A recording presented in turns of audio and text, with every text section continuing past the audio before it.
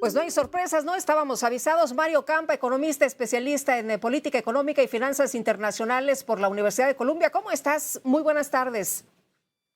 Hola, ¿qué tal? Buenas tardes, los saludo con mucho gusto. Oye, pues no nos vamos a dar a sorprendidos porque ya estábamos avisados. Sin embargo, ¿qué piensas, Mario, de la reacción que ha tenido, por ejemplo, Europa o Canadá frente a esta imposición arancelaria a estos productos? Mientras que México lo que ha mencionado es, a ver, nosotros nos vamos a esperar y mañana habrá una conferencia con Marcelo Ebrard. Sí, bueno, la reacción de Europa es imponer algunos aranceles a partir del 1 de abril en represalia y después estudiaría otros a partir de mediados de ese mismo mes.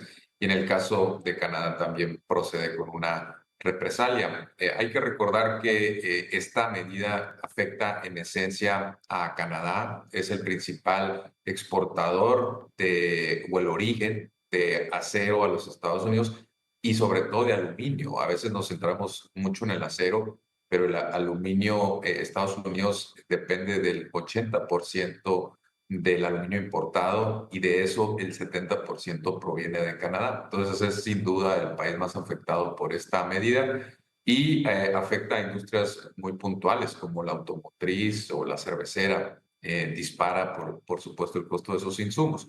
En el caso específico de México es sobre todo el acero, casi nada afecta el aluminio. Y yo creo que México está pensando más en el 2 de abril, donde podrían entrar los aranceles recíprocos, pero a cambio los generales que habían sido amenaza para México y Canadá podrían desaparecer.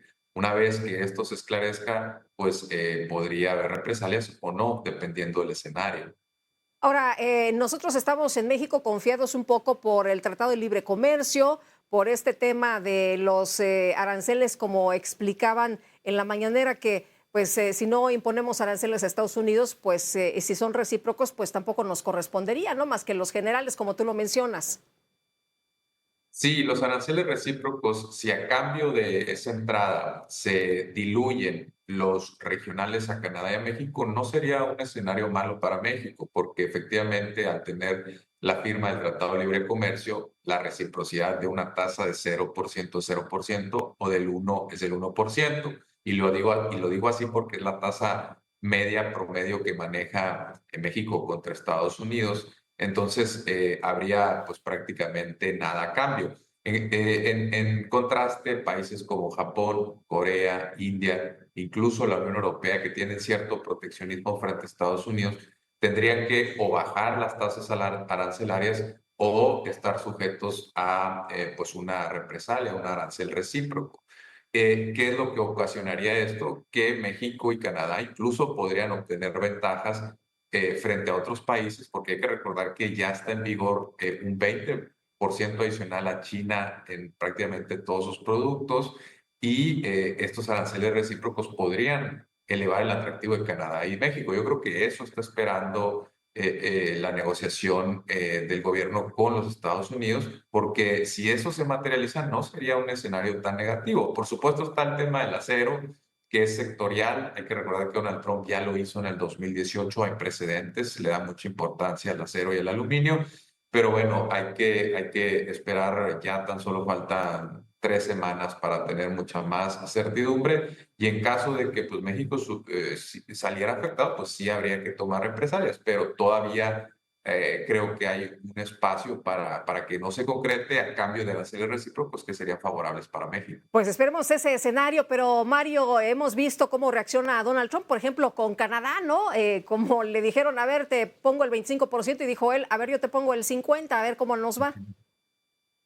Sí, bueno, son situaciones muy atípicas, ¿no? Los tratados de libre comercio están hechos para dar certidumbre y aquí el presidente de la nación más poderosa, no hay que olvidar que las relaciones de México y Canadá frente a Estados Unidos son muy asimétricas, pues cambia de opinión de un día para otro. Efectivamente, un gobernador como es Doug Ford de Ontario puso un arancel a la exportación de electricidad. Hay gente, por cierto, que considera que solamente son aranceles a la importación, pero también los hay a la exportación. Y en este caso, pues no fue bien tomado por Donald Trump. Y es algo que hemos visto si ha habido una constante, ¿no? Si Donald Trump se siente amenazado o si siente que un país quiere medir fuerzas con él, inmediatamente contesta con represalias o con algún tipo de amenaza. El caso también con China, pues es paradigmático porque hasta la fecha se continúan los aranceles impuestos en el 2018-19, se aumentaron incluso y esa guerra comercial pues sigue escalando Ujú. y a tal punto que se está cortando prácticamente todo lazo comercial entre China y los Estados Unidos, al menos directo. Oye, en este marco tenemos el cambio de titular en la Secretaría de Economía, que ya ha hablado, por ejemplo, pues de acciones que se van a instrumentar, por ejemplo, el crecimiento sostenido, ha hablado de estabilidad fiscal, en fin. ¿Cómo ves la llegada de Edgar Amador a la Secretaría de Hacienda?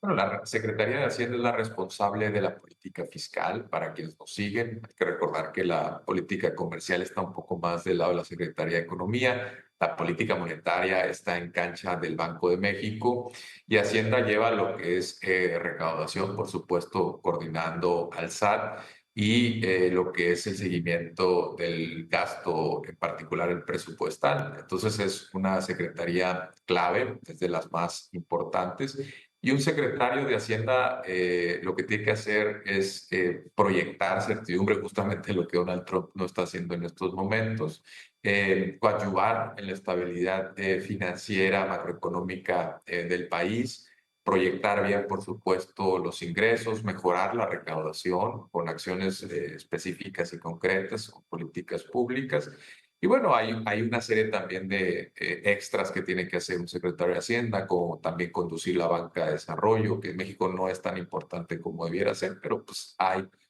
algún tipo de participación en la economía. Y bueno, también, por ejemplo, supervisar la estabilidad bancaria, dar seguimiento a eso.